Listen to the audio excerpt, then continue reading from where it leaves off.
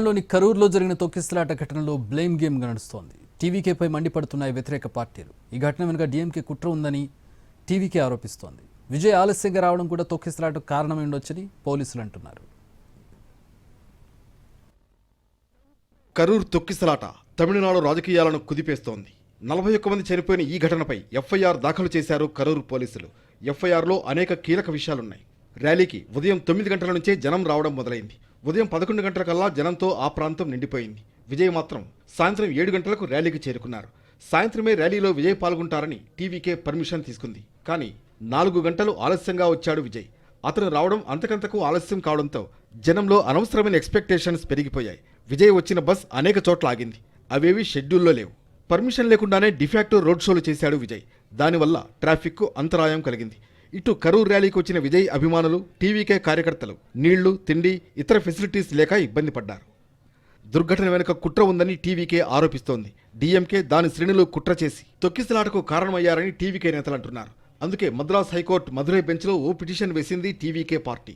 Case దర్యాప్తును Karur town police station నుంచి central investigation టీంకు బదిలీ చేసేలా ఆదేశాలు ఇవ్వాలని పిటిషన్లో కోరింది టీవీకే.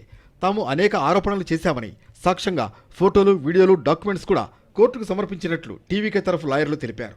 అక్టోబర్ 3న టీవీకే పిటిషన్ విచారణకు రానుంది.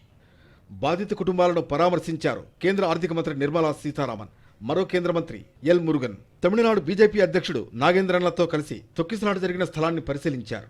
అనంతరం బాధితుల ఇళ్లకు వెళ్లి మాట్లాడారు. ప్రధాని ఫోన్ చేసి నన్ను, మురుగన్ను కరూరు వెళ్లి బాధిత కుటుంబాలను కలవమని చెప్పారని నిర్మల తెలిపారు. ప్రధాని మెసేజ్ని బాధిత కుటుంబాలకు వినిపించినట్లు నిర్మల వివరించారు. తిరిగి ఢిల్లీ వెళ్లగానే పరిస్థితిని ప్రధానికి వివరిస్తారని నిర్మల చెప్పారు. I have come here, as I said, Dr. Murugan and myself have been sent by the Honorable Prime Minister to go and meet with people who are all aggrieved. And that's all I can comment on and report back on. Karur తొక్కిసలాటపై 8 మందితో ప్రతినిధుల బృందాన్ని ఏర్పాటు చేసింది NDA కూటమి. హేమమాలిని, అనురాగ్ ఠాకూర్, తేజస్వి సూర్య, బ్రిజ్లాల్, శ్రీకాంత్ షిండే, అపరాజిత సారంగి, రేఖా Sharma, TDP MP పుట్టా మహేష్ కుమార్లు ప్రతినిధుల బృందంలో సభ్యులుగా ఉన్నారు. వీరంతా కరూరు తొక్కిసలాట జరిగిన ప్రదేశాన్ని పరిశీలిస్తారు. బాధిత కుటుంబాలతో మాట్లాడి బీజేపీ జాతీయ అధ్యక్షుడు జేపీ నడ్డాకు రిపోర్ట్ సమర్పిస్తారు. కరూరు ఘటనపై తప్పుడు సమాచారాన్ని వ్యాప్తి చేయొద్దని విజ్ఞప్తి చేశారు తమిళనాడు ముఖ్యమంత్రి స్టాలిన్. ప్రతి ఒక్కరూ బాధ్యతగా వ్యవహరించాలని కోరారు. ఘటనపై దర్యాప్తు కోసం మాజీ జడ్జి అరుణ జగదీశన్ నేతృత్వంలో ఏకసభ్య కమిషన్ ఏర్పాటు చేసిన విషయం గుర్తు చేశారు.